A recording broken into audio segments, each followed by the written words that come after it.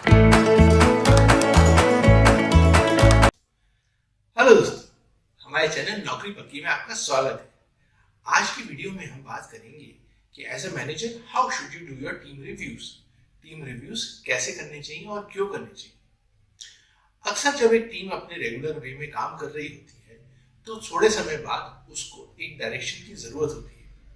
अगर टीम को ये बताया नहीं जाए कि वो कोई काम क्यों कर रहे हैं तो वो एक उसको जॉब की तरह करने लग जाएंगे, बल्कि मोटिवेशन उनका कम हो जाएगा। कई बार जब टीम रिव्यूज होते हैं तो वो जनरली एक बैकवर्ड लुकिंग डिस्कशन की तरह हो जाते हैं कि ये क्यों हुआ, ऐसा क्यों हुआ, ये कैसे बेहतर हो सकता था। टीम को लगने लगता है कि ये उनकी परफॉर्मेंस का एक इवेल्युएशन हो रहा है। अगर मैनेजर्स टीम रिव्यूज को टास्क बेस्ड की जगह प्रोसेस बेस्ड डिस्कशन बनाएंगे, जिसमें कि प्रोसेस को कैसे इंप्रूव किया जा सकता है, कैसे चीजों को बेहतर ढंग से करा जा सकता है, तो टीम मेंबर्स इस रिव्यू में आने के लिए एनकरेज होंगे। उनको लगेगा कि उनको बेटर चीजें करने का तरीका पता चल रहा है और वो इन रिव्यूज में पार्टिसिपेट करके कुछ गेन करके लेकर जा रहे हैं। तो सबसे पहले ये समझते हैं कि आज के वीडियो में हम क्या क्या चीजों को कवर करेंगे। सबसे पहले हम देखेंगे कि रिव्यूज के ऑब्जेक्टिव्स क्या होने चाहिए। सेकेंडली, मैनेजर्स को रिव्यू करते टाइम किन चीजों का ध्यान रखना चाहिए, और लास्टली रिव्यूज का आउटकम या फीडबैक कैसे देखना चाहिए। तो शुरू करते हैं। सबसे पहले ऑब्जेक्टिव्स ऑफ द रिव्यू। सबसे पहला ऑब्जेक्टिव होना चाहिए एज अ मैनेजर आपका कि टीम को अपने गोल्स, अपने टारगेट्स और अपने डायरेक्शन के बारे में क्लैरिटी है कि नहीं। रेगुलर काम करते करते कई बार लोग अपने गोल को भूल जाते हैं। अगर आप टीम के लोगों से कुछ समय बाद बात करेंगे तो आपको पता चलेगा कि सब मेंबर्स सेम गोल को कैसे अलग अलग तरीके से देख रहे हैं। टीम रिव्यूज करने से ये गोल का अलाइनमेंट हो जाता है।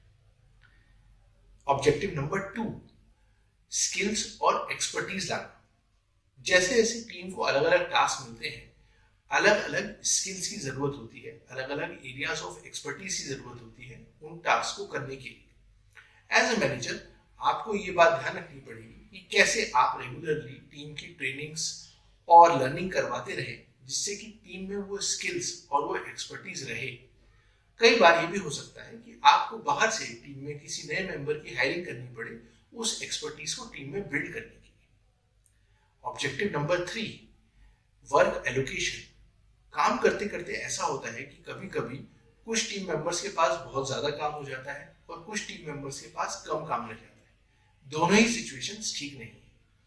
वर्क जो है सभी टीम मेंबर्स में अच्छे से डिवाइड होना चाहिए और उनकी स्ट्रेंथ्स के हिसाब से होना चाहिए। ऑब्जेक्टिव नंबर 4, कई बार टीम में मेंबर्स को कुछ ना कुछ ग्रम्बल्स, इश्यूज और प्रॉब्लम्स आती हैं। ये नॉर्मल भी हो सकता है या एक्सटर्नल एनवायरनमेंट की वजह से भी हो सकता है या इंटरनल टीम्स की वजह से भी हो सकता है। एज ए लीडर आपको इनको सॉल्व करना होता है।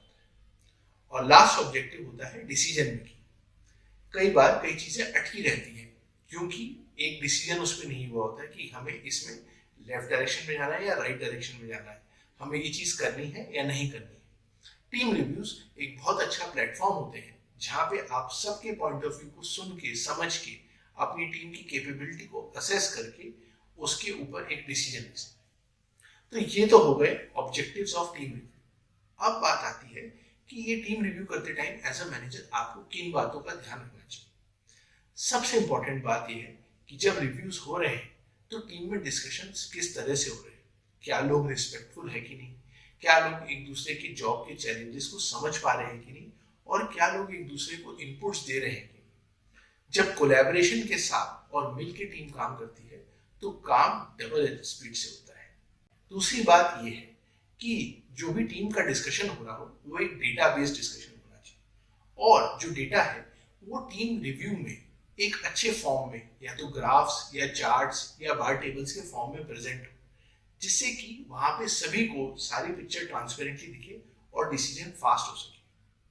और लास्ट, सबसे इंपॉर्टेंट बात ध्यान रखने की ये है कि जो भी मीटिंग्स है वो इफेक्टिव होनी चाहिए। मीटिंग्स में अगर बात आगे नहीं बढ़ रही है, सिर्फ एक समय लग रहा है, एक टिक मार्क एक्टिविटी बनती जा रही है और कुछ अच्छे पॉइंट्स नहीं आ रहे, तो आपको टीम रिव्यूज के स्ट्रक्चर को चेंज करना चाहिए। हो सकता है कुछ समय आपको रिव्यूज छोड़ के वन ऑन वन डिस्कशन करके ये भी समझना पड़े कि रिव्यू में क्या गलत हो रहा था। तो ये तो हो गई ध्यान रखने वाली बात है। लास्टली, अब टीम रिव्यूज के बाद आप रिव्यू को असेस कैसे करेंगे, उसका फीडबैक कैसे। एक मॉडल होता है जिसे बोलते हैं स्टारफिश मॉडल। स्टारफिश मॉडल में आप 5 चीजों को देखते हैं। एक, हमें कौन कौन सी चीजें करते रहना है।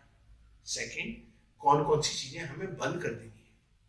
थर्ड, कौन कौन सी चीजें हमें कम करनी है। फोर्थ, कौन कौन सी चीजें हमें और करनी है। और लास्ट, फिफ्थ, कौन कौन सी चीजें हमें स्टार्ट करनी है। अगर आपके रिव्यू में ये 5 चीजें निकल कर आ रही है और इनसे कुछ ना कुछ डायरेक्शन टीम का आगे बढ़ रहा है, तो यानी आपके रिव्यूज सही जा रहे हैं। तो ये तो हो गया इंपॉर्टेंस ऑफ रिव्यूज और रिव्यू कैसे करने चाहिए। पर एक बात और ध्यान रखने की है, आपकी टीम में हर मेंबर को ग्रोथ चाहिए, हर मेंबर आगे बढ़ना चाहता है। हर टीम मेंबर का एक सिक्योरिटी पॉइंट होता है जहां पे जाके उसको सेफ फील होता है।